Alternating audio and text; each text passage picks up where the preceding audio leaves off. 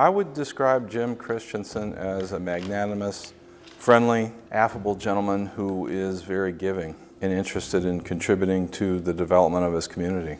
A man of action, listens well, makes a decision quickly, interested and interesting. He's a very easygoing, very lively, and had a very good persona around him. We find working with him a very pleasurable experience. Grew up on a farm, worked hard, learned how to do that early, valued it. He was in the Air Force, and when he got back, he took a job with GE Capital, I believe in Indiana, which was, he was involved in the collection business, which later became his career. But that was in 1977 that he then moved to the St. Cloud area and began his business with a few employees. And by the time he sold his businesses in 2014, there were probably close to 500 employees that had been involved in his businesses at that time. So Jim Christensen was introduced to us by the foundation. In the first meeting with him, I realized that he is really interested in supporting our program.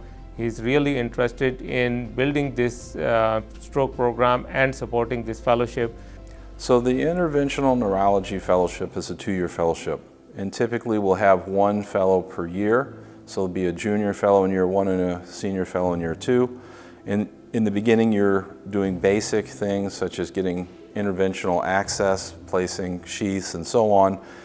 And it graduates through the time until you're doing the procedure from start to finish, supervised by one of the training fellowship physicians. St. Cloud Hospital did not have a special fund designated for that purposes, so we were looking for some financial support to support training for these fellows. With Jim's assistance in developing this program, it made it possible because that was the way that I was actually paid for the time that I was going to be in the fellowship, which wouldn't have happened. After 2 years of that fellowship, they are able to perform those procedures independently, go build up their own programs, or in cases they have stayed over here and helped support us continue to build our program. The outcome of having Jim fund this fellowship for Central Minnesota is that you've got a group of individuals who are able to do procedures that enables us to expand our reach, accept more facilities into this telestroke network, potentially in the future develop satellite programs where we'll be potentially operating either robotically or in person. It really has enabled us to take what was once a 3-month backlog to get a patient into our clinic to within the same week.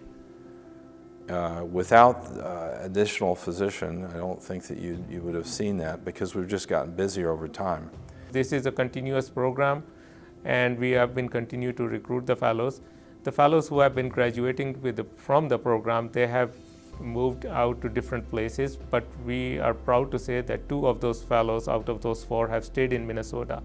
Without his generosity, he really has, though, enabled us to progress this into a place where in other cities you would be talking about large numbers of people having to contribute, where one individual himself has touched the lives of so many indirectly that they don't even know about. He made this possible. It wasn't going to work without him. I'd say whenever he had an opportunity to grab something and get involved, he excelled and pursued it from many different perspectives and views, and kind of did it the right way in many cases. Jim, I am so happy that you are achieving this Lifetime Achievement Award. I hope that more people see this great achievement that you have been awarded with and follow on your footsteps. Thank you very much. Jim, I'd like to congratulate you on receiving this award, the Lifetime Achievement Award. Well-deserving. So glad for you that you're honored in this way. Jim, congratulations on achieving the Lifetime Achievement Award. And thank you for your generosity in enabling me to train at CentraCare, complete the fellowship, and help Central Minnesotans.